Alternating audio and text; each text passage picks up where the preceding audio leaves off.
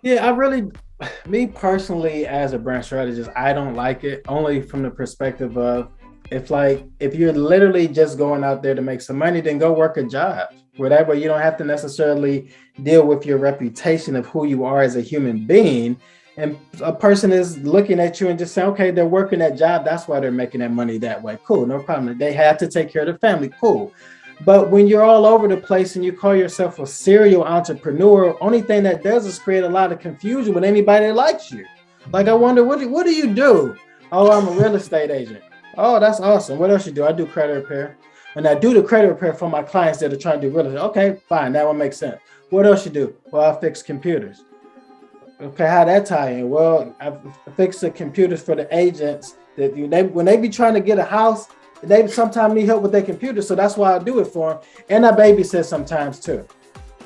You It bet. really creates confusion. It's like, and I understand people have the best of intentions when they say I'm a serial entrepreneur, but why is that so cute? Why does that sound good to you? It sounds like confusion to me if I like you.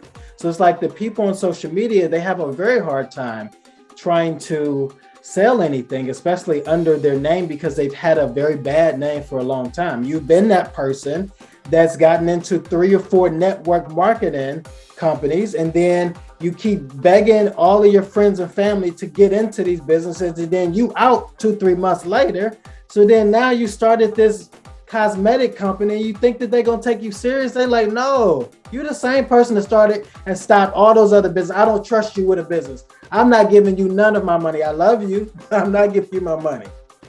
Because then they become an author. They say, you know what?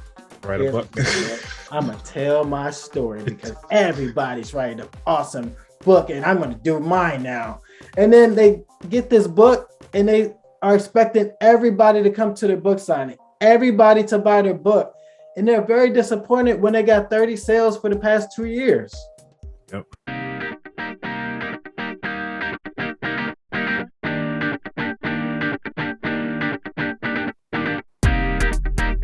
Welcome, everybody, back to another exciting show of the About That Water podcast, where we help you build strong financial behaviors. Today, I have Manny Hall from Manny Hall Associates, where his company actually helps the everyday person, say like you and I, that are actually going to 9 to 5s. And then next thing you know, we want to start working outside businesses. That's where Manny comes in. He has an awesome company, has been around for multiple years, and willing to take you to the next level. So how you doing today, Manny? I'm doing well. Thanks for having me on. I appreciate it. No problem. So because you're actually helping so many people out, just from their everyday life to just kind of take them to that next step in getting into entrepreneurship, what is it? What is the first step that a lot of people tend to overlook when they start to get into their side hustles? Okay, so this might sound redundant because like a lot of real successful people say this, and this is where I got it from, honestly, too. Um, but it really starts with their mindset. Like it starts with them identifying who's around them, who's in their ear, because when they say like birds of a feather flock together, it's so true. Like if you have a few negative people in your circle, like that's literally like that first step that you really need to say to yourself, okay, hey, I want to have a successful business. I want to have financial security and build massive wealth. Okay, who is around me?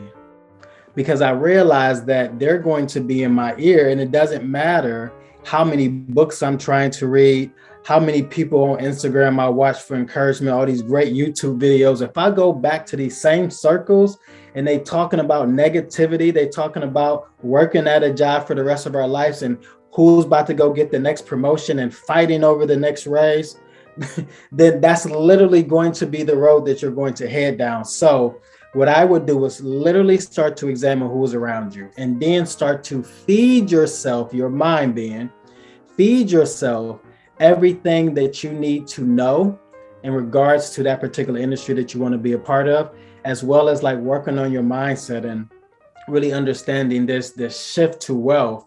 because a lot of us, especially in the African American community, didn't grow up with our parents telling us about wealth. So we literally have no idea how to build it successfully. And we think that, again, watching the YouTube videos or watching our favorite stars on Instagram, that it's going to help us automatically get there, and it don't happen like that.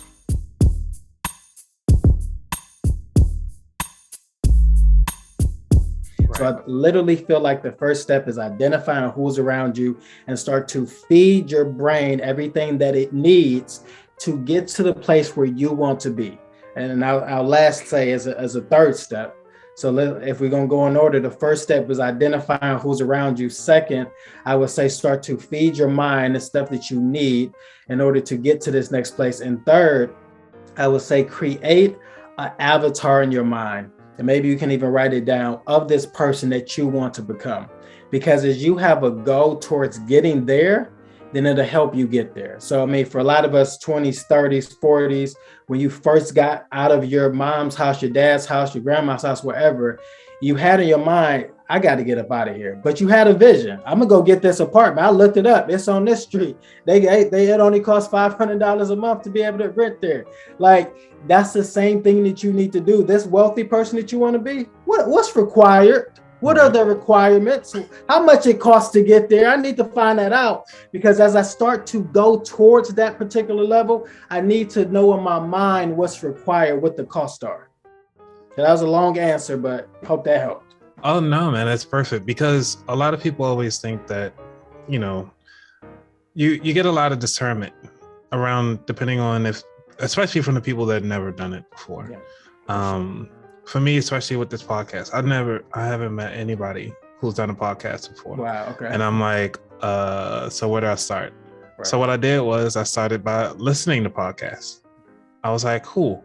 All right. So what app do I use to even start one? And the first podcast I listened to was Earn Your Leisure. Okay. And this was when they were using Anchor, and they kept talking about it over and over again. And then I started listening to Jamila Safran from Journey to Launch. Okay. So I listened to her, and I was like, okay, well, they doing it pretty good. And then I started listening to Bigger Pockets Money. I was like, all right, so they're using different platforms, different things. So I'm learning from them as my, I guess you could say, my mentors. Yeah. That was my circle that I had. Didn't have people around me, but that's what I was using. And then I started talking about it to certain people, like pitching the idea, like, hey, what do you think about starting a business or writing a book, and all this stuff coming around. And it's like, it's so hard to find those right people at that time when you're ready to move. Yeah. So I guess for those of you who are listening or even watching, is like, I guess you don't have to wait for people to start moving. Sometimes you got to be that lone wolf, take that shot, and just fail often, fail fast. It's going to be expensive, especially if you don't have a circle, a supportive circle. So how do you actually take, for someone like me who didn't have that circle and just kind of figuring out their way step by step to the next level?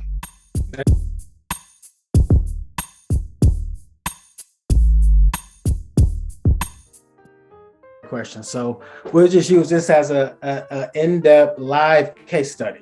So, you know, someone like you, it would be a fun client, because like you are very teachable. Like the first thing I noticed behind you was what? Your books. Like, so the fact that you're a reader and a studier, you become an even easier client for me to work with, because as I'm explaining some of the practical things you need to do, you're going to be very receptive of those things. Mm-hmm. Now, the reason why I make that point is that a lot of clients come that aren't teachable because they didn't want to listen to their mama. Their grandma was trying to tell them stuff they didn't want to listen to. They didn't want to listen to the teachers. So then now you come as the coach or consultant, they're like, yeah, but I saw Sarah on Instagram doing this, and why should I not try that? It's like, well, that's not going to work for you. You're not Sarah. Sarah got all these followers. You literally just started. So in your particular case, here's what I would do, is to really look at the audience that you want to serve and start going after them aggressively on social media. And this is literally you tapping into other people's podcasts that are somewhat similar. going to their followers and literally spending time liking their posts, commenting on their posts, being inside their inbox, complimenting them, saying all these great things. Because you're not trying to sell them anything, but what you are trying to buy from them is what? Their time. Attention. Yeah. Yep. And their attention. Yep. So that is the play that I would use. And then on your actual page, I will continue to post content related to the podcast because you want to get the viewership up, but you want them to fall in love with you like crazy. Because if they fall in love with who you are and what you represent, then anything that you're doing, podcast included, they want to be there. So that's just a freebie. What I would do if you was my client. Oh, I mean, shucks. I mean, this is free service right now. Take advantage.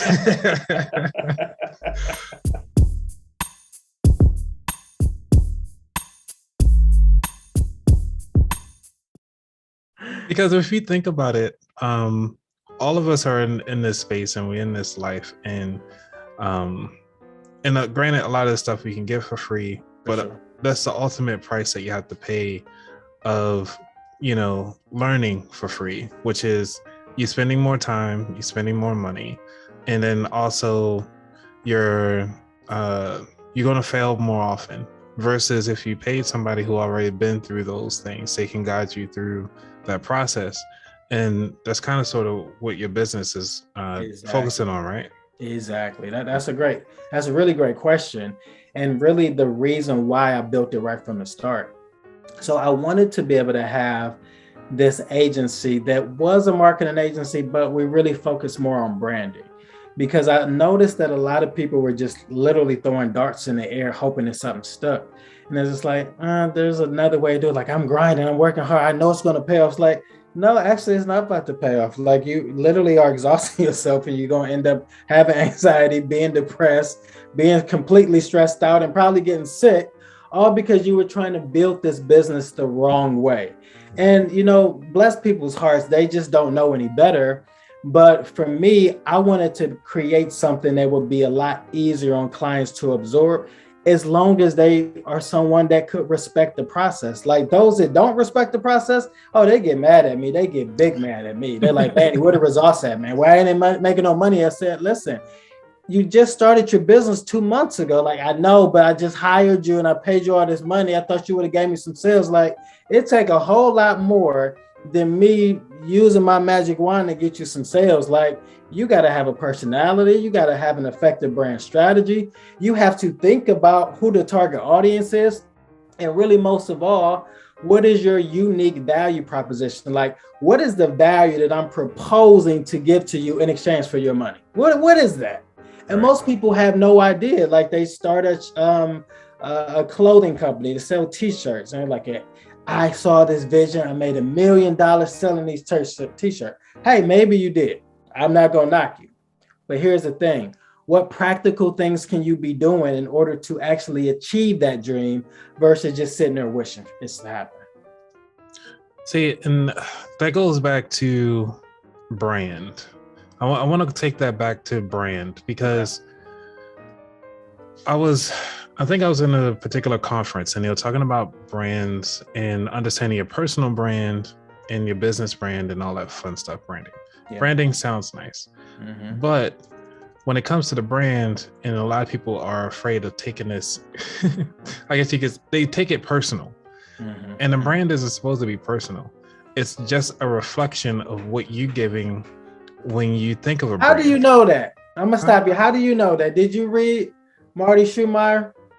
I did not read that. Actually, I'm very surprised for you to articulate it that way because that's actually his name is Marty Neumeyer, but he talks about brand exactly that way, that it's not for us like this self-absorbed thing of what you think it is. It's literally everybody's perception of what you have to offer to them. Right. So it's like, how do you experience that brand or that company? So when somebody says Manny Hall Associates, what are they supposed to feel like? I can't ask you, what do you think about what it is? Because it's your brand. You'll be very biased. But if I ask somebody else on the street that have either experienced your service, or somebody who has experienced your service and they talked about it to that other person. That's a lot. That's how we get it. But the same thing is when we think about, all right, I guess we could play a small little game. So when you think about Chick-fil-A, what is the first thing you think about? Like, how does that make you feel? Just great service for me. Right. And you don't think about the chicken sandwich. Nope. Even though that's all they sell. Nope. But you think about the thing. So that's how I was thinking about branding. And then when you think about McDonald's, I think about like fast service, but not great service. Right. And a crappy sandwich. Yeah. You know, and how you feel about it 5 minutes later. But that's like Taco Bell. But those are the brands, you know, and then trying to figure out how to articulate your brand accurately when you start to market yourself. But it goes, I'm sorry, my mind is constantly rolling. I think this is a great discussion. Yeah. I'm gonna post this on my page too, because this is a great discussion we're having. Because I've never been able to sit and talk to someone, especially of our ethnicity, to be able to understand brand that way. Everybody's just like, oh, this is what I said. It's like, no, you might want them to think about you like that, but it's almost like shallow hell. Like, oh, she's beautiful. Like, oh, shoot. And the dude like, no, man, what are you tripping on? Right. That was actually a good movie, by the way. I love that movie, bro. I love it. Me and my wife were watching that the other day. Love that movie. Nice. Because I was thinking about the same thing, like even the same thing with movies, like Game of Thrones. I thought it was a crappy concept. I'm like, all right, well, it's another Viking type movie. They just, you know, killing each other. Okay, why is everybody so excited about it? Right. And then it was like, all right, cool. They got dragons. I was like, all right, well, they got fire, and so I got some magic. I was like, all right. Then they got some nudity. I was like, all right, well, they hit all my check boxes. It's a good show. Mm-hmm. You know, so now actually me and my wife, we actually make a game out of it. We do like fitness bingo while we watch it. So we're not just sitting there for a whole hour. It's like, how many times do they say your highness or your grace? That's what it was. Yeah, your grace. How many times they say dragon. And so every time they say something, we got to do like a little activity. So I actually thought that was pretty cool. That is cool. So how do you talk about it? I know this is your bread and butter here. So when do you talk about brand? How do you actually approach that topic? Yeah, so that's a good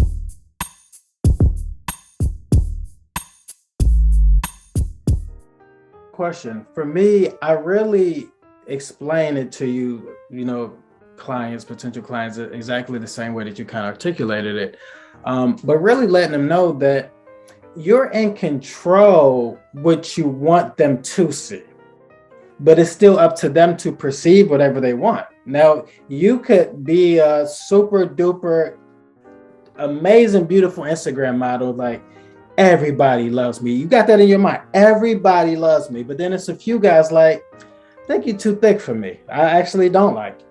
Right. And then now you're like, well, wait a minute. My brand is everybody loves me. Like, and now I don't know if I'm gonna get no sales because there's some people out here that don't love me. Mm-hmm. And that's a crass example, but it's just like, it's kind of similar the way that we approach this whole brand identity part. But like for me, I tell clients right from the start, this is going to be a process because you're literally digging into a database.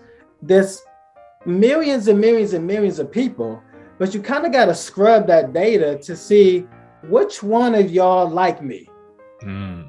That's really what you're looking for. You're not trying to find who's going to buy. You're trying to find, hey, out of all of y'all in this particular area, this city, which one of y'all like me?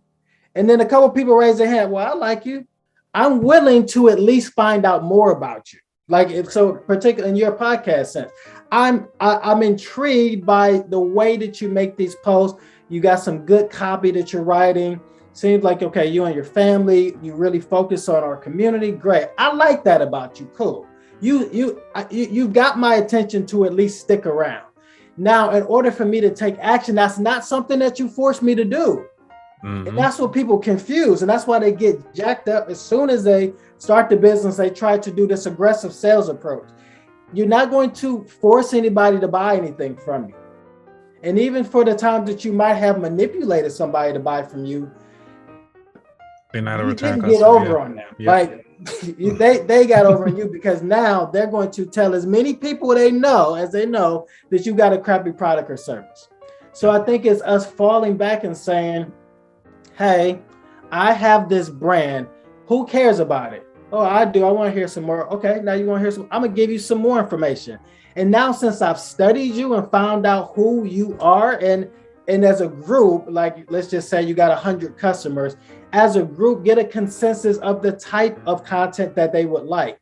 Not the type of content that just gets them to hit like and comment on, but the type of comment that they like that seems like you're moving them closer to taking action. That content, that comment that they made was, man, this is exactly what I needed. Versus, oh, great post. They said this is exactly what I needed. They're literally saying to you, hey, post more stuff like this, or if you had a product or service that I could click the link in your bio and buy something like this, I will buy that today. But that's really the process with branding, is literally just showing who you are. Anybody can win right now. I don't care if you are like Teenage Mutant Ninja Turtle fanatic. You could be having your own Teenage Mutant Ninja Turtle podcast and got 50,000 subscribers, because I'm pretty sure it's 50,000 people that love the Ninja Turtles. Yep. We were just watching that on the what's it called? The best of the 90s. I think that is on the best of the 90s is on Disney Plus. I won't say Disney Plus. Okay, Disney Plus. Okay. Yeah. Okay. I'm gonna have to check that out there. Yeah.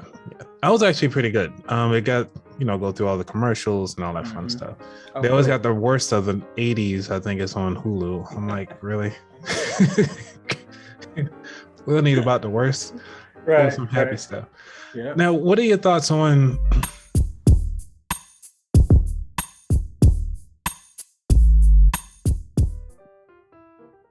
because starting a business, a lot of people say, well, don't go out there and get the name. Don't go out there and get all this extra stuff. Just sell something. Get the money first. See if the product works before you go out there and put a name behind it and so forth. What are your thoughts on that process? Yeah, me personally, as a brand strategist, I don't like it, only from the perspective of, if you're literally just going out there to make some money, then go work a job. Whatever, you don't have to necessarily deal with your reputation of who you are as a human being. And a person is looking at you and just saying, okay, they're working that job. That's why they're making that money that way. Cool, no problem. They have to take care of the family. Cool. But when you're all over the place and you call yourself a serial entrepreneur, only thing that does is create a lot of confusion with anybody that likes you. Like, I wonder, what do you do? Oh, I'm a real estate agent. Oh, that's awesome. What else you do? I do credit repair. And I do the credit repair for my clients that are trying to do real estate. Okay, fine. That one makes sense. What else you do? Well, I fix computers. Okay, how that tie in? Well, I fix the computers for the agents that when they be trying to get a house, they sometimes need help with their computer. So that's why I do it for them. And I babysit sometimes too. You babysit for them while they're doing the house shopping for them. It just literally creates confusion. It's like, and I understand people have the best of intentions when they say I'm a serial entrepreneur, but why is that so cute? Why does that sound good to you? It sounds like confusion to me if I like you. So it's like the people on social media, they have a very hard time trying to sell anything, especially under their name, because they've had a very bad name for a long time. You've been that person that's gotten into 3 or 4 network marketing companies, and then you keep begging all of your friends and family to get into these businesses, and then you out 2-3 months later. So then now you started this cosmetic company, and you think that they're going to take you serious. They're like, no, you're the same person that started and stopped all those other businesses. I don't trust you with a business. I'm not giving you none of my money. I love you, but I'm not giving you my money. Because then they become an author. They say, you know what? Write a book. I'm going to tell my story because everybody's writing an awesome book, and I'm going to do mine now. And then they get this book, and they are expecting everybody to come to their book signing, everybody to buy their book. And they're very disappointed when they got 30 sales for the past 2 years. Yep. I looked into those book signings. apparently those are not cheap. Right. You have to pre-order, I think at least 1,000 books, and you have to actually set up with that particular bookstore on how many orders you're gonna have sold, and then tell how many guests and so forth. Yeah. Only reason why I researched it because when I was creating the budget calendar, I was like, Okay. cool, I at least want to make it into a book. I got Yeah. my ISBN, I have my barcode, everything set up, and I was like, yeah, I'm gonna just keep it digital. I got you. I got you. Let's keep it I simple. got you. Yeah. I mean, and you know what some people have done, we've done it for my clients. I actually have a publishing company apart from Manny Hall Associates. But what we have done for our clients is rent out any type of event center or space and literally have the book signer right there without it being attached to a bookstore because they want their cut. And I understand it. So it's just like if you can just have it organically without their involvement, it works very well too. Yeah. I just want to bring up some little bit of definition that I saw here regarding the branding stuff before we move on to the next topic, which is, while we're talking about the brand identity versus a brand image, because you did touch on those two current terms, but we didn't dive into the difference. Okay. But what it says here is, while brand identity is a collection of elements that a company creates to portray an image to its customer, brand image refers to the opinion customers form about a brand. So we kind of went all around that, but to sum up everything that we talked about, it just kind of put into a nice, lovely one-liner sentence. So yeah, I mean, and I think that the cool thing about brand images is so close related to brand perception. But I think that we get lost in it because if I, as the business owner, perceive my brand this way and the way that other people are perceiving me, but I'm dead wrong, then you don't win like that. But if we are on the same page, like, hey, what do y'all think about me? Well, we think that you're great. You got an amazing product. I was hoping y'all said that because that's what I feel like I'm putting out to y'all. But sometimes you as a business owner got to be honest with yourself and say, you know what, 21 wasn't that good. I was putting out some bad services to people. So if they were saying some bad stuff, we're in agreement. Right. Because I'm gonna use this as a segue to the next part that I was thinking about even now, which is what level you at to start off. You need to change in order to reach the next set of folks. Yeah. Because it took me a while to get even from my Instagram followers to get from 100 to now I'm at 500. What is it that I need to change now to take that 500 to 1,000?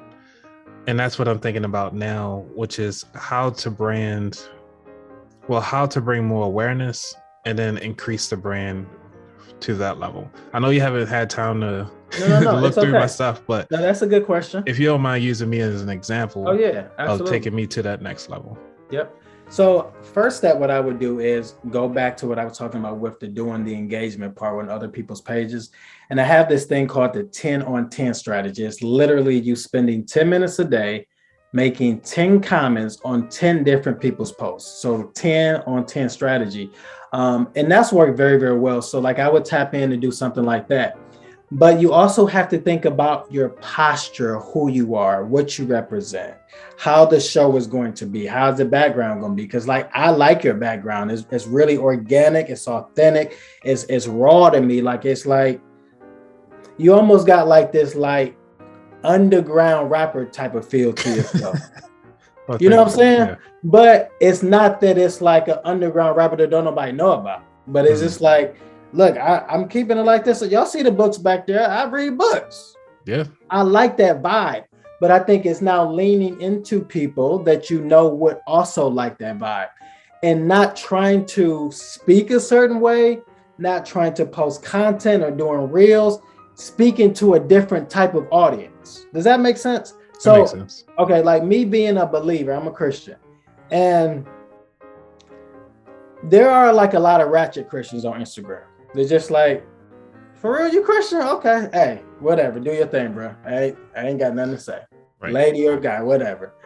But for me, I try to be very careful what I post and tell my wife the same thing. Like, don't be out here showing your booty and your breasts. Like, that's not what we do. We believe that we should be portraying ourselves a certain type of way. So us doing that, naturally, we're going to attract a certain type of people that like those type of people that really are big into integrity, that are spending time with each other, family, atmosphere, whatever. But for the people that wanted me to be a little bit more ratchet and maybe cheat on my wife sometime and be hitting the club out all the time, popping bottles, and I still said I'm a believer in the bio, there's a whole group of people that love that too. That is so Because true. those people got 200,000-300,000 followers. They love it. Mm-hmm. But I think for you now, it's like changing your posture, like asking yourself, other than the fact, like your avatar that you would create for who you want your ideal customer to be, but like having it in your mind, like who is this person, and like what do I want to say to them, and who likes me now that they can stick around if they want to and absorb my content, but I'm really not talking to you, because when I went to your page, you don't look like the type of person that I would really be cool with all like that anyway. But stick around, maybe this will help change your life. But really think about, who is this person I have in mind that I really want to speak to, and whether you are making a post about the podcast, the next guest, what you're hoping to build, posting pictures of you and the wife, you and the kids if you got kids, talking about your experience with health, and you eating, you doing this, like if you just got done smashing a huge burger with some amazing fries on the side, like tell that story, like they want to know about it. But you're going to attract a certain audience by what you portray. So going back to that brand image, that brand identity, brand perception, it's like, this is what I'm showing you. And I know that you're going to react however you want to, but I'm pretty sure that by me putting this type of content out, you're not going to go too far left and think that I'm a vegan if I'm always eating burgers that look like beef. You see what I'm saying? Like, I'm not trying to mislead you, but like, I'm pretty sure you're not going to think that. So it's like building the relationships organically by making the comments, and this could be using hashtags or other individuals that have podcasts that are similar to yours, or somebody else that just might be in your space that you kind of rock with. One of the things, the hacks that I tell my clients to do too, is go to your followers list. Of these 500 people that have taken the time to hit follow on you, go to them and start to comment on their friends' posts. Because what'll happen is they'll be like, who is this dude sending me comments and liking my stuff? Like, oh, Sarah following him. If Sarah like him, I like him too, because I really like Sarah. Sarah the bomb to me. So now it's almost like these tiers. You know what I'm saying? Like, for instance, like David Sands, if that's how I found you. Oh, really? That's exactly how I found you. This is a great case study. See? Yeah. This is exactly how I found you, because I said to myself, in 2022, I want to get on more podcasts. I really want to be able to connect with more podcasters. And I went to David's followers. Naturally, he would have what? People that want to have a podcast or have a podcast. Yep. And then I found you. Hey. All right. Well, that's perfect. Awesome. Yeah, because you did hit me up out the blue. I was like, who's this guy? You just want to be on the show? All right. Yep.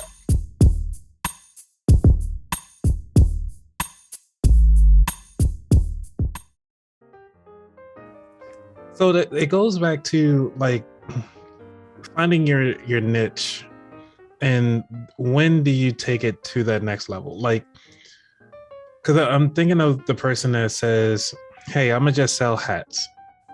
I'll sell hats with this one print. The reason why I say hats is because when you put it on Amazon fulfillment, like fulfilled by Amazon or Amazon FBA, and which is fulfilled by Amazon, and they do not copy hats and mugs, but they can copy everything else because they have their own merch and all this fun stuff. But they don't do like embroidered stuff, so you can actually do that. So they start off with hats and selling hats only. When do they then say, you know what, this is getting awesome, let's start doing t-shirts with it, or the next whatever? Say they just start doing shoes next, or bracelets, or selling cars, or real estate, whatever, what have you. When does that switch kick in? And that's a really good question. In some cases, I would say to just keep selling hats.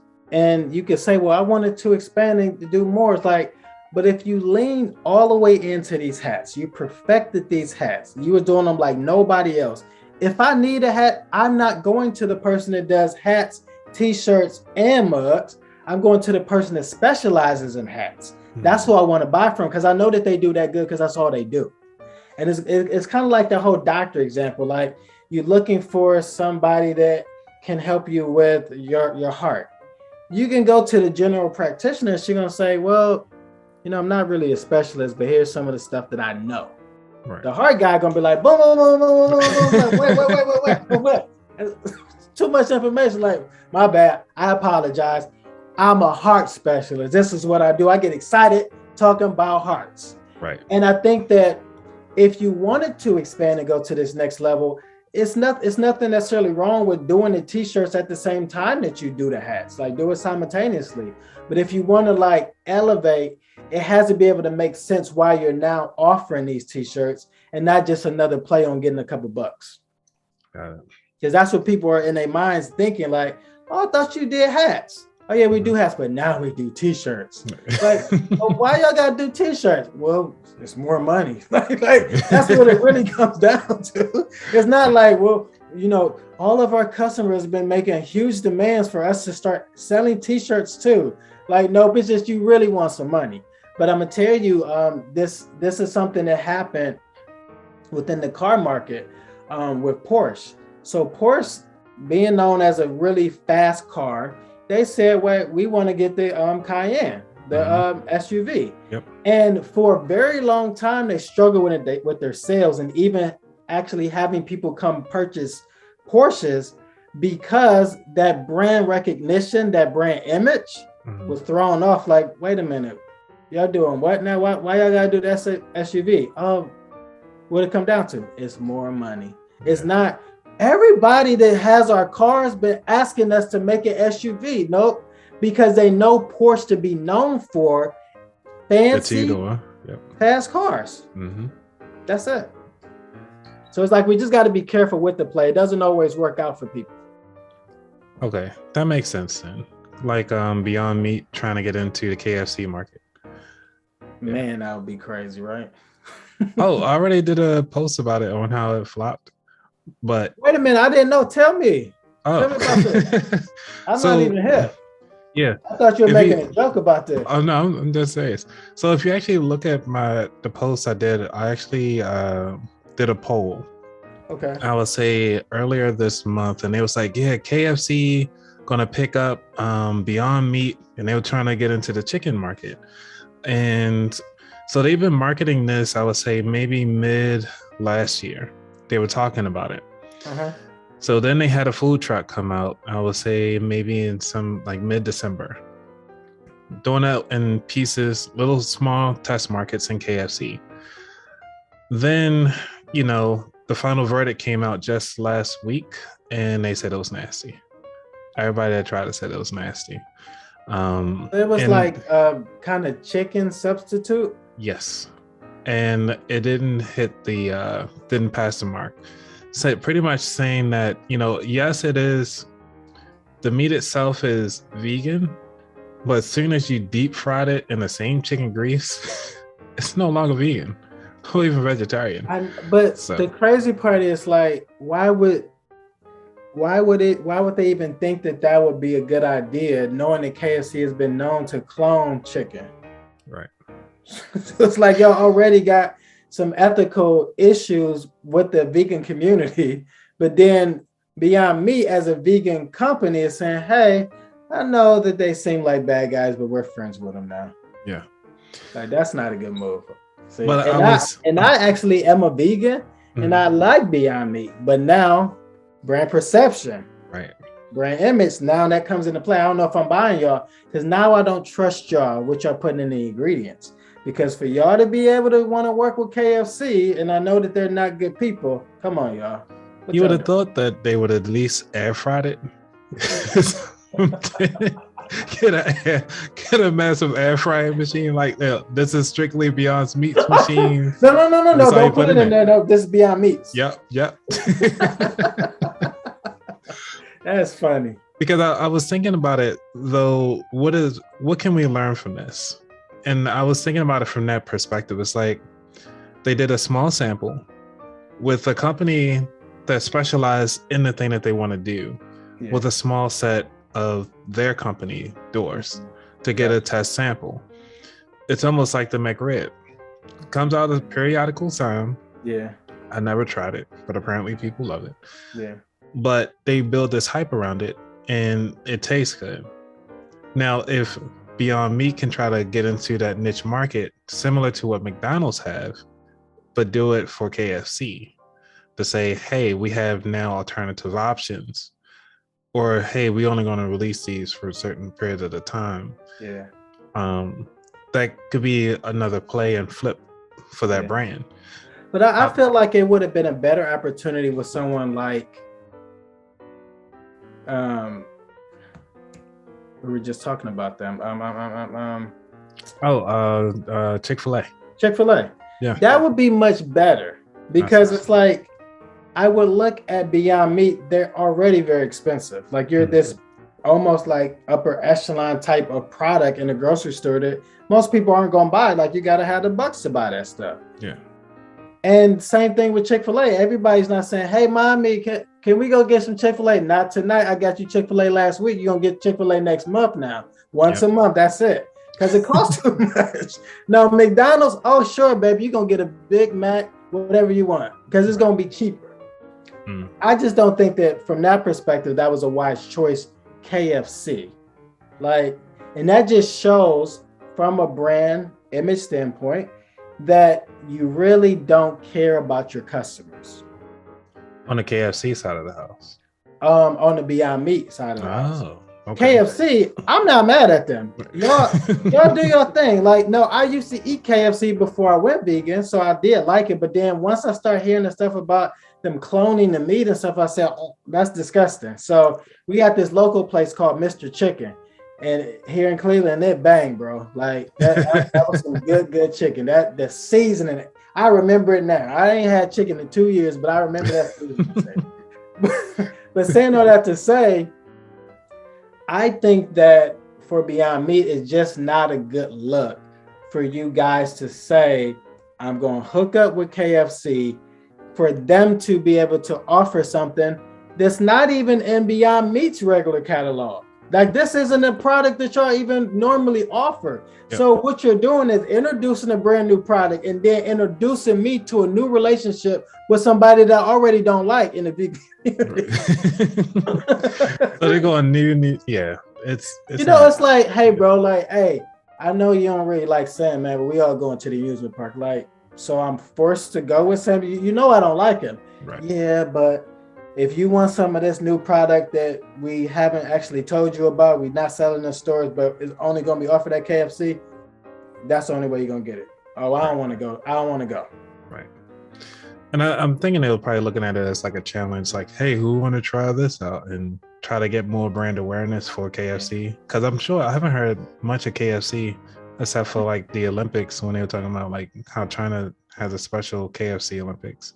Not KFC Olympics, but they have a special thing around KFC for the holidays. Oh wow! It's a horrible commercial. You should check it out one time. They're like KFC for Christmas. Sorry, yeah, I might have to cut that out. So I don't get canceled. That was good. I won't get canceled. But let's get back to the fun stuff. We're just gonna slide over to the second segment, which is the strategies. So you already talked about the brand. Everybody knows what they need to do. As far as figuring out their vision, figuring out their brand, figuring out their customers, their niche market, and what product they're gonna sell. Actually, you know what? I think that'll be the next thing. Talk about what product to sell. I know that could take a little long. And then I want to dive into what does it take to start a business? What are the key things that every business owner has to go through I mean, I could talk about it, but I'm, from you as a as a specialist here, just kind of dive right into that. Okay. All right. So which part you want me to start about the product? Just talk about like what product to sell. Like, okay.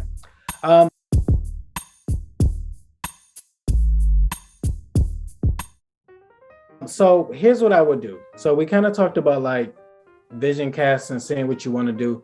I would sell a product centered around that. I work with a whole lot of coaches that are literally selling themselves, like not in that type of way. I don't know what you're selling themselves. That definitely sounded like that. Selling themselves. Family-friendly show. They're on the block every night selling themselves, but they're selling their services. And I think that that's a really unique niche market that anybody can get in, because we all have had our own experiences with similar things. I subscribe to this thing called ClickFunnels, and a guy named Russell Brunson, amazing guy. And he has these things that they set up called landing pages for those that is brand new to this type of stuff.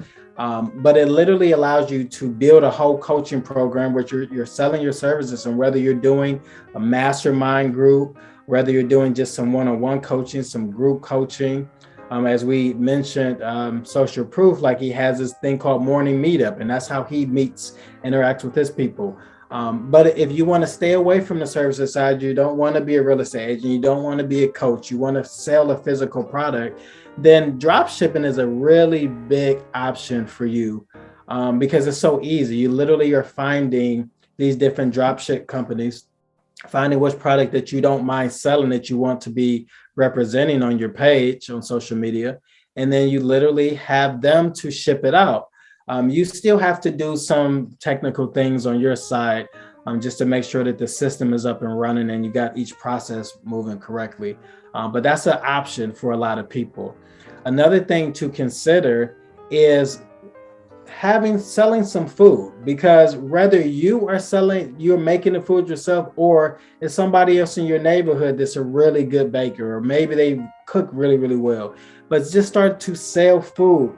That's worked tremendously for a lot of clients here that didn't have a whole lot of experience in baking, but they had a grandma that was amazing at baking and said, listen, grandma, me and you gonna start this business together.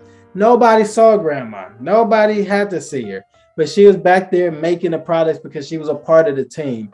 But also to that same point, like figuring out who around you has a certain skill set. Maybe they're really great at making bath bombs and body butter and things like that.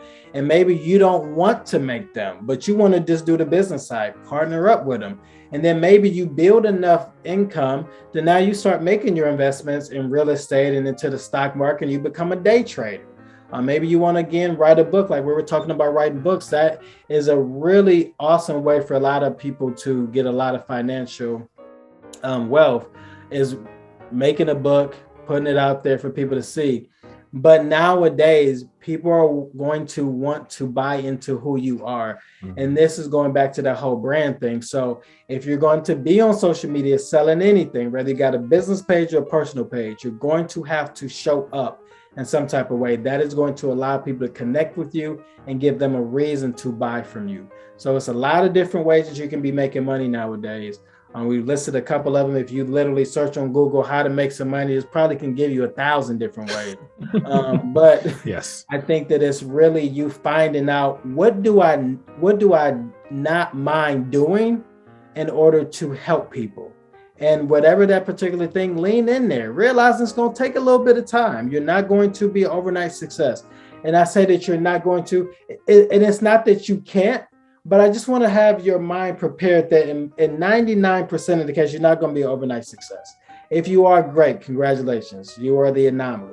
But in most cases, you're not. So it's like being realistic, doing what you have to do in order to grow this company, sometimes hiring a team, sometimes just watching a whole bunch of YouTube videos, sometimes being able to fail. Like you made a great point about failing. You got to be okay with failing and not look at it like you're a failure, because you're not.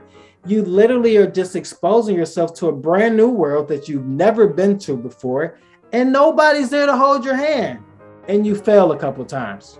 Like Beyond Meat. gotta bring that up. Yeah. One of the things you did talk about, which is very key, and I just don't want people to kind of gloss over that, which is, what are you doing to help somebody?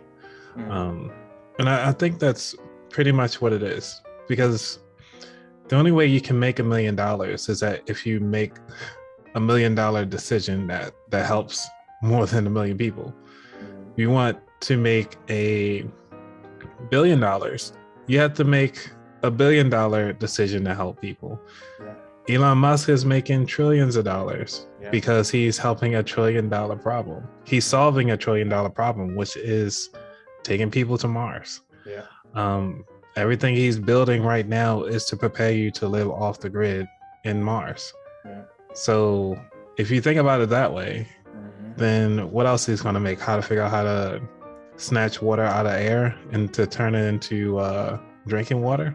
It's already been done. They're doing it right now in Saudi Arabia. So it's like, you got to figure out how you can tie all these things into one another. So if Elon Musk is making trillions of dollars trying to solve $1 trillion problem, if you can help Elon Musk solve one of those problems, you're an instant millionaire right there, because you solved $1 million problem that he had to help him with his trillions of dollars.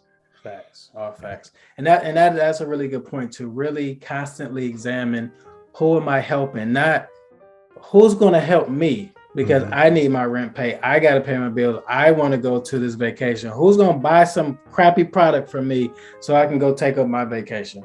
No, like, who am I helping with this product or service? Because the more people you help, the more people are going to get excited about what you have to offer. I mean, we can drop the mic on that one. You said it. Said it perfectly. So this last question, which is the strategies of, what are the key elements to start a business?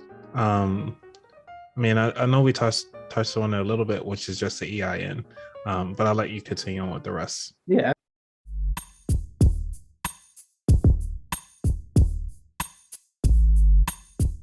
Absolutely. Yep. Definitely get an EIN number with the IRS. You can go to irs.gov, and I think it's /EIN. And that is called an employer identification number. And that literally gives you access to be able to file your taxes on and be able to work with your CPA in order to go to a bank, maybe get a loan, maybe start to build business credit. So the EIN is extremely important, but you also want to get any kind of business license that might be required for your city or state. Here in Cleveland, Ohio, we don't have like required business licenses, but you do have to get your business registered with the state to get what's called a LLC. And that's a limited liability company that most business owners that are small will go down the route. I found out that the NBA and the NFL was actually LLC. So I was like, oh, shoot, that's amazing. Because I thought that they were big corporations, but years and years ago when I looked them up, it was under the LLC. And I don't know if it's changed since then, but then these next steps is kind of going right back to the beginning. So if you just tuning in, make sure that you go to YouTube and you tap into this beginning of this episode, because we talked about a lot of these other foundational things you got to do as far as getting your mind right, getting the right people around you. It's critical during this stage of like development as a baby that you get these critical things from your mom. And if you're not getting these critical things right from the beginning, your baby's going to die, meaning your particular business, and you're going to start something else. You're going to get frustrated. So definitely do all the required stuff, like getting registered with your state, seeing if there's a business license required, getting your EIN number. And with your business registration, they probably will require you to get what's called articles of incorporation. And articles of incorporation is simply, what do we do as a company? Who's on our board? Who's helping us to build? What agents do we have actually helping us? Meaning like who's a part of the company that's able to make decisions, able to speak on behalf of the company. And then like meeting minutes, like how often are you meeting about the company and being able to iron out details? All of that stuff needs to be documented as well. But overall, like if you do all of those basic things, which sometimes can be very challenging, you're at least put yourself in a position to be a legit business. Now, there are people probably making thousands and even millions that never created a business, don't have none of the stuff that we're talking about right now, but they're still killing it, right? Yep. But if somebody wanted to come after them as a brand because they were using this particular logo saying that, hey, our company is called Sweet Treats. Well, the real Sweet Treat company that actually got registered, that got an EIN number, that actually got that thing trademarked, they gonna come after you and they're going to sue you. They can't sue the business. If you had a limited liability company, they'll start to look at the assets of the business first before they would come after you personally. But in the case of you're just a sole proprietor, that you're not even registered as a sole proprietor, you would literally get everything taken from you. They would pull the socks off for you, probably literally, because they're coming after you. Yeah, because I got my trademark and I'm suing everybody who use money. Facts. But to that same point, I think that it's worth it to speak to a trademark attorney as well. And early on in my business, I didn't want to do that because I was like, man, that's a lot of money. 1,000. You're not about to get that money. I'm gonna use that 1,000 for something else. Oh, yours was only 1,000? Huh? It was only 1,000? In some cases, it can be 1,000. Wow. Yeah, that's cheap. Yeah. Yeah, because they charged me $200 for every class that I put it on. So like, you got the shirts, you got the shoes, you got the books. Oh wow. So everything has its own class. So you have to spend additional. So they charge for each one. Actually, there's someone I could show you to. I'm gonna go to her page. Biz Lawyer. I don't know if you're familiar with her. Yeah, we can check that offline. But she absolutely amazing. But listen, but those are the foundational things that I would do to make sure that you are protecting yourself and your asset, especially if it's something that you really, really care about as a business and you've been working hard towards. You don't want to lose everything just because you didn't take care of the necessary fundamental things. Okay, and then if you don't mind me adding on a little bit to that, I would say get your DMB number. Your Dunn's number. Yep. What do they call it? Somebody Dunn's and Bradshaw. Yep. Dun and Bradstreet. Yep. Bradstreet. Make sure you get that. Make sure you get your nav.com. So nav.com is kind of, I guess you can say it uses Experian. It's Equifax. Yes, they use Equifax Business to kind of validate your business, and you can actually get a credit line through them and all that fun stuff. So they actually do help you grow your business credit lines from that point, I would say. And then on top of that, from the banking side of the house, you at least want to have 3 bank accounts for your business. 1 for your income, 1 for your outcome, and then 1 for taxes. Yeah. Because when you go to talk to your businesses and you go to apply for business credit cards or for your vehicles and stuff like that, you want to make sure with that you actually give them the bank account that you only pull from out of your income.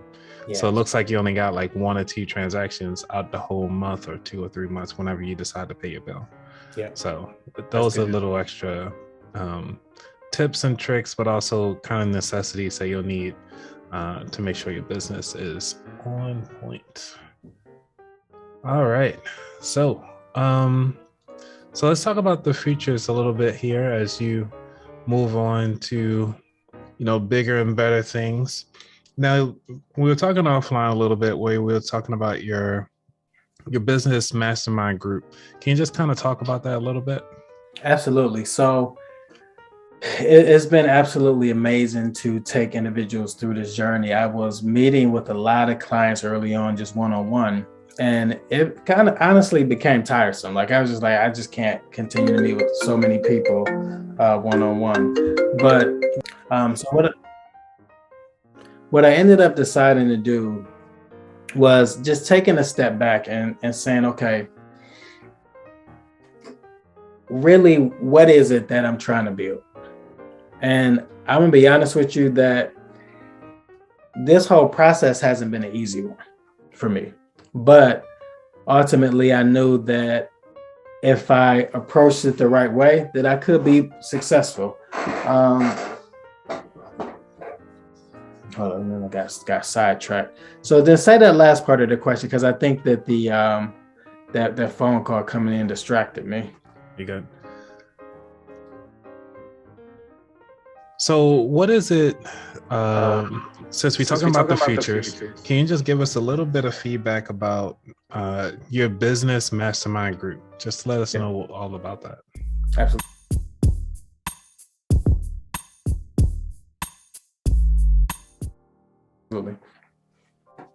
Okay, so within the best business mastermind group, we literally are taking individuals through a journey, and it's a lot of fun because it allows me to be very transparent and share with them a lot of like brick and mortar type stuff that I did right from the beginning in order to build, to really save them from a lot of years of mistakes and failures and beating themselves up and walking through doubt and fears and all that other stuff. So it's like we're literally traveling down this road together, realizing that some people are going to be a little bit more further ahead. So it's like we give them a mix of really hard homework assignments for them to tackle, but also like some easier practical things that we can all do as a group.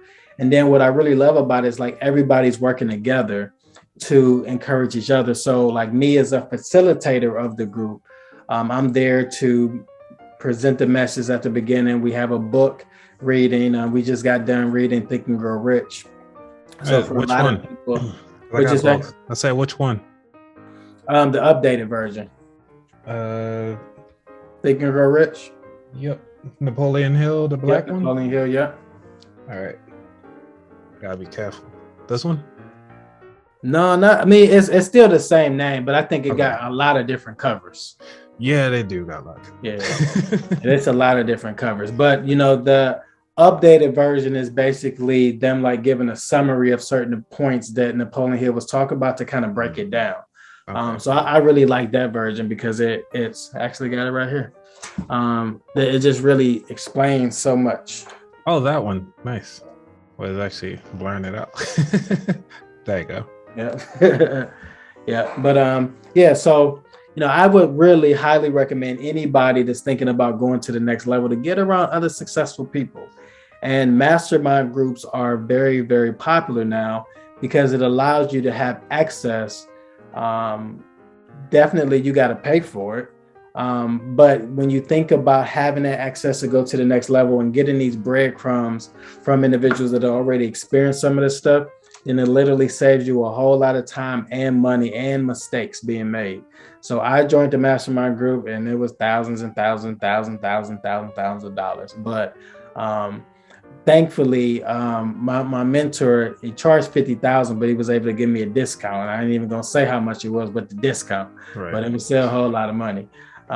But you know, mastermind groups have taught me more than anything else that having this connection with other successful people, I get a chance to get that energy and see how they're doing things that I can implement myself without me feeling like I'm being a stalker on their page.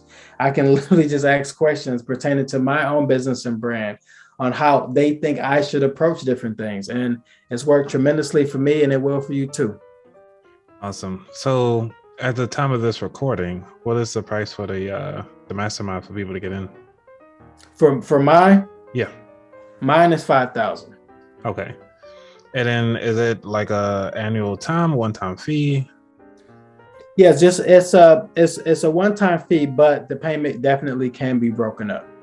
Okay. And we provide payment plans with no credit checks, but that $5,000 is for 3 months. So we have different cohorts throughout the year. Okay, so it's every 3 months. That's not bad though. No, not bad at all. Yeah, I mean, and my mentor, honestly, is trying to get me to start charging $25,000. So I'm not there yet, but by the end of this year, I'm probably going to go up to about $15,000 because it's definitely worth it. And what we like to do is fly the person in as well, so we get a chance to meet in person. We have dinner together. Like, it's a really dope experience. Well, tell us about that experience. I mean, like, you already tell us 5,000. Yeah, well, I mean, and I can't say everything about the program. Right. Well, like high level, like, so I paid the 5,000. And then am I expected to like meet every day, or we meet once a week? Yeah, we meet once a week. Once a week. Meet once a week. Yep. Okay. And we're tackling a whole bunch of different things, from your brand strategy, marketing strategy, your sales strategy, what you're doing, again, covering things like mindset, what books you're reading, challenging them, even with their health, because that's a large part of it as well. But really just looking at where they are personally. We do like office hours as well. So if they need some one-on-one help within a group, then once a week we have office hours where they can kind of tackle those questions. But a lot of the people just ask their questions right there in the midst of the group because they know it can benefit somebody else.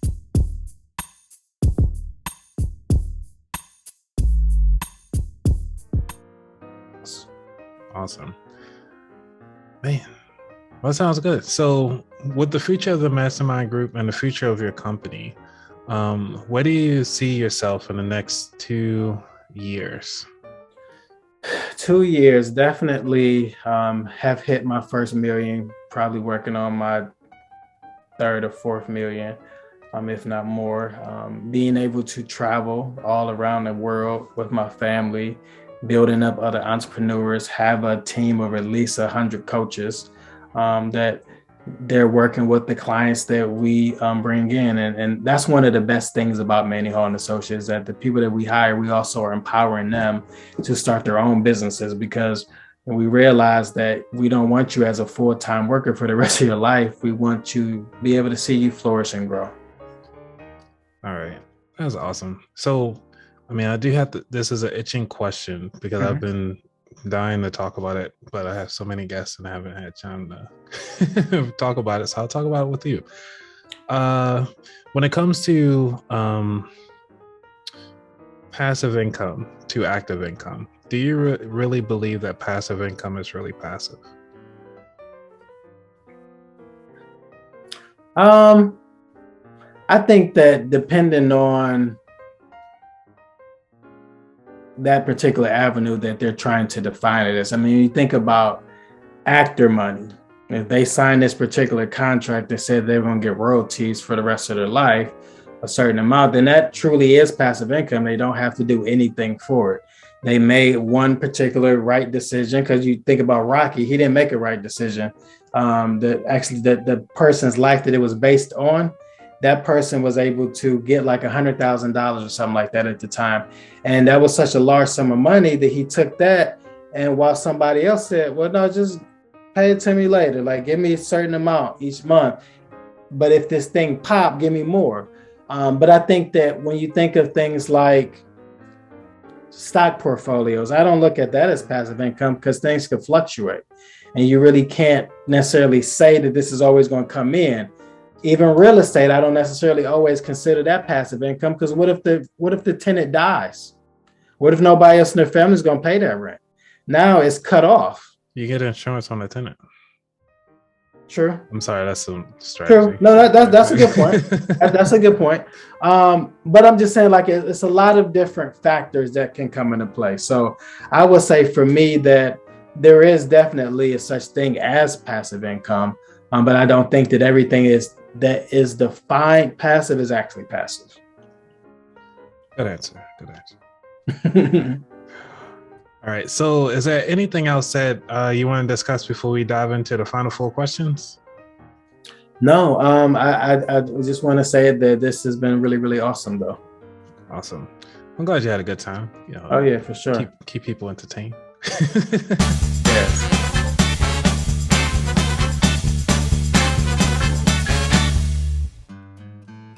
So, final 4 questions. Number 1, what does wealth mean to you? Wealth to me is bringing in enough, and I won't necessarily even say money, because if money wasn't a thing, it'll be just like a wealth and abundance of something else that I could use to trade for something else. But really, just wealth is any tangible thing that I can use to exchange to buy all the necessary things and the things that I desire for me and my family. I think that would be wealth for me. But if we just look at it as money, it's like, it's not necessarily a certain amount, because if when I become a millionaire, if I can live that life I want, then I'm wealthy. I'm cool. There might be people wealthier than me, but I'm still able to live the lifestyle that I want. Cool. Nice, simple. Number 2, what was your worst money mistake? Okay, I can be all the way honest. So years and years ago, I was in my early 20s. I had the money to pay my bill, but I didn't. And I got a payday loan because somebody had told me, hey, you can get a payday loan. It's the next circle of friends. Right? But this goes back to the point about your circle, y'all. Mm-hmm. I was talking to somebody that I was cool with that suggested a payday loan. If somebody really generating wealth wouldn't have told me that bad advice. But I took it and I got in trouble with them. And then I had to get another pay loan to pay them back. And then I went and got another one. So I had 3 payday loans out at one time. Wow. And they just kept giving it to you. Well, they cut it off after a while and said, hey, you're not paying this back.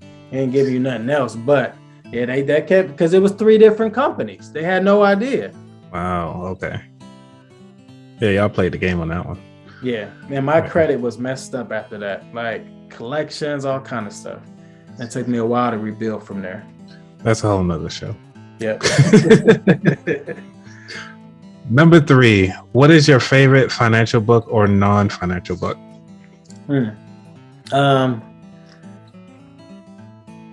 Favorite financial book. I would honestly say it's called The Science of Getting Rich. Never heard of it. Yeah, I just got hip to it the latter part of last year. But the dude even say in the book, he said, while you're reading this book, don't read no other books. Don't even listen to stuff that's contrary to what I'm saying, because you're not going to be able to receive. He said, but the people to read this book and do what it say, they get rich. And I've listened to it every day for 20 days now. Oh, you got an audiobook? Yeah, it's audiobook, YouTube. Nice. Yep, I got YouTube Premium, and it's one of the best financial decisions I've ever made. Okay. It's $19 a month, no ads, no dumb stuff coming up. The algorithms is really great. It always suggests dope stuff that I really would like. So I'm like, thank you. So, I mean, while you paying for it, might as well give you some good stuff. You might see one of my shorts come across, like I think I got just pizza. Okay. A video of me doing a short for pizza. Oh, dope. Okay. Yeah. And it's not vegan. But, Number four. What is your favorite dish to make? Favorite dish to make is is this rice with broccoli and pieces of this chicken that's not Beyond Meat, KFC/chicken. This other company that I really like. And it really gives me that consistency like it's a real chicken nugget. So I break that up in pieces, throw some hot sauce in there. Killing it. Nice. That would be my favorite meal. Now you did say you got like 6 kids, so all of them like it, or is it? No, you know what? That's just something that I would feed myself. Like they don't like it, but they do like a lot of like vegan products, but they still eat chicken and fish. Okay. So like I'll still make stuff for them, but as a family, like they like noodles that I make. I make these noodles. This will be similar to like a ramen noodle. Are you hip to ramen noodles? Yep. Okay. So I'll put my own season. I put my butter in there. Put a little bit of salt on there. Shake it around. They like, this tastes like ramen noodles. Like, yep, Daddy made that. We ain't even got to buy the package no more. They got to buy the package. Right. Nice. Yeah, so I do that for them. They like that a lot. And just like regular things like chicken and rice and different meals. They eat a lot of veggies. And that was hard to get them to do that. But I kind of told them, I said, listen, we got to do beast mode. Y'all going to get y'all lettuce.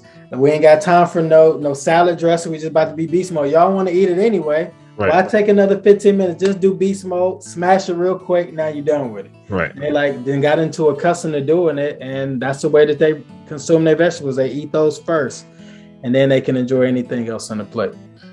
Smart move. All right, yeah. I might have to share that with a lot of folks to actually have kids. So I might actually have to take a snippet of that. Oh yeah, it's pretty cool. All right, so where can people find out more about you?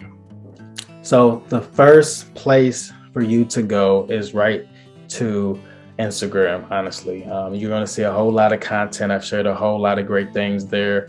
And my name is Manny_Hall. So with MANNY_HALL.